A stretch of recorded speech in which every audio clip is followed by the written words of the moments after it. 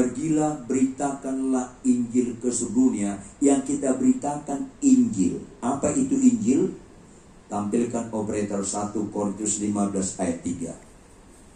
1 Korintus 15 ayat 3. Sama-sama kita baca Bapak Ibu. 1, 2, ya. Sebab yang sangat penting telah kusampaikan kepadamu, yaitu apa yang telah kuterima sendiri, ialah karena dosa-dosa kita itu sesuai dengan kitab suci.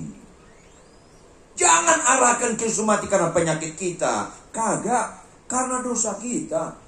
Berita Injil bagaimana orang meninggalkan dosa dan kejahatannya dan hidup dalam kekudusan. Karena Allah dahsyat di tempat kudusnya. Untuk itulah kita melakukan perjamuan kudus. Ini penting. Halo, berita kesembuhan bukan berita utama Injil. Berita pertobatan dan meninggalkan dosa itu berita utama Injil. Tuhan peringatkan keras tentang apa? Jangan beritakan ini kepada siapapun. Lanjut ayat 44 bagian B. Kalau kau sakit sembuh, lanjutnya ibadah. Apa itu? Pergilah, perlihatkanlah dirimu kepada imam dan persembahkanlah untuk pentahiran persembahan yang diperintahkan oleh Musa sebagai bukti bagi mereka. Kalau kau sakit sembuh, fokus saja untuk beribadah supaya ada proses aku makin berkurang, Yesus makin bertambah. Sampai titik tidak berkurang lagi, melainkan habis. Apa itu? Hidupku bukan aku lagi, melainkan Kristus dalamku. Itu tujuan kekristenan, bukan sakit sembuh. Tapi apa yang terjadi? Orang ini melawan. Kebanyakan kita orang Kristen, dan kebanyakan juga kami pendeta. Ayat 45. Dia nggak taat. Tetapi orang itu pergi memberitakan peristiwa itu dan menyebarkannya kemana-mana. Orang nggak lihat ini serius. Ini serius. Firman Tuhan kebenaran terhalang diberitakan di gereja karena gereja itu lebih suka khotbah-khotbah mujizat dan berkat-berkat. Terhalang kebenaran. Apa akibatnya? Tetapi orang itu pergi memberitakan peristiwa itu dan menyebabkan kemana-mana. Sehingga apa? Yesus tidak dapat lagi terang-terangan memberitakan kebenaran. Orang lebih suka khotbah mujizat daripada khotbah sangkali di pikul salib. Gak heran Tuhan berkata, banyak yang terpanggil, sedikit yang terpilih. Karena orang lebih suka menerima. Sakit sembuh, miskin kaya, gak punya anak dapat anak, usaha makin baju. Padahal ibadah itu bukan menerima. Persembahkanlah tubuhmu sebagai persembahan hidup. Mempersembahkan. Kalau saya diundang khotbah di Aceh, di Sumatera Barat, di Madura, saya khotbah tentang kesembuhan.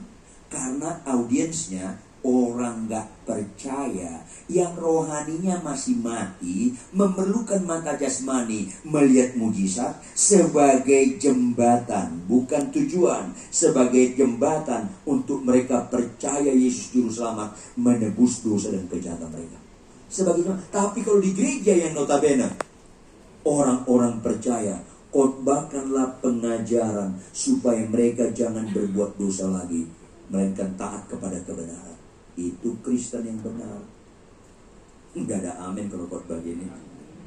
Amin berikutnya itu gak spontan lah.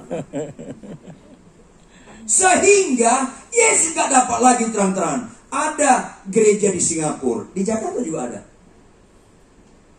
Bilang, Pak Pendeta, itu rupanya pendukung dana di gereja itu. Pak Pendeta, dia bilang sama gembalanya, jangan lagi undang Pak Ridwan. Dia khotbahnya di dosa-dosa melulu. Ya, bersyukurlah Anda kalau masih ditegur dosa Anda. Supaya jangan selamat. Karena upah dosa maut, bukan upah kanker maut. Ini penting Bapak Ibu. Nggak tahu saya kenapa GBI FIFA masih undang saya ini. Karena hidup benar yang paling penting. Cari dahulu kerajaan Allah dan kebenarannya. Jangan goyah untuk hal itu. Jangan ragu Tuhan bisa menyembuhkan. Katakan amin. Tapi jangan fokus kepada kesembuhan. Fokuslah perubahan hidup. Supaya orang Kristen itu berfungsi jadi garam dan terang. Kesabarannya di atas rata-rata. Kerendahan hatinya di atas rata-rata. jujurnya di atas rata-rata, kekudusannya di atas rata-rata. Kan menjadi surat-surat yang terbuka yang bisa dibaca orang. Sehingga makin banyak untuk bertelut dan mulut mengakui Tuhan. Ini penting.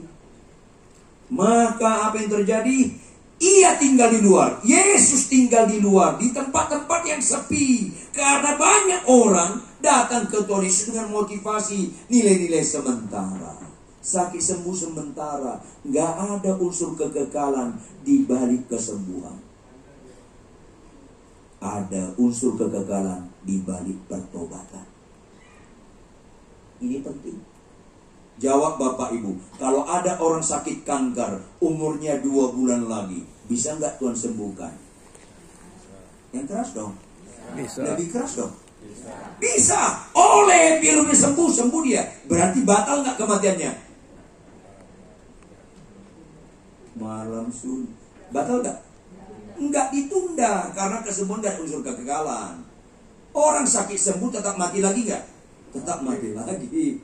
Makanya ketika ibu-ibu datang, puji Tuhan, pari Tuhan, 5 tahun yang lalu Bapak doakan saya sembuh. Saya bilang, puji Tuhan. Kapan periksa terakhir? 6 bulan yang lalu Pak Pendeta. Apa hasilnya? Saya sudah bersih dari kanker. Apa saya bilang? Puji Tuhan. Tapi jangan lupa ibu tetap bisa mati lagi. Kasih tahu.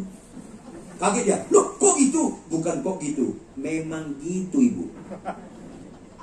Jadi gimana Pak Pendeta? Jangan berbuat dosa lagi, supaya jangan terjadi yang lebih buruk kepada engkau. Sedikit amin ya. Nggak ada unsur kegagalan di sakit sembuh. Mobil lu Innova jadi Alphard, nggak ada unsur kegagalannya. Tapi kalau bohongmu sembuh, sombongmu sembuh, ada unsur kekekalan.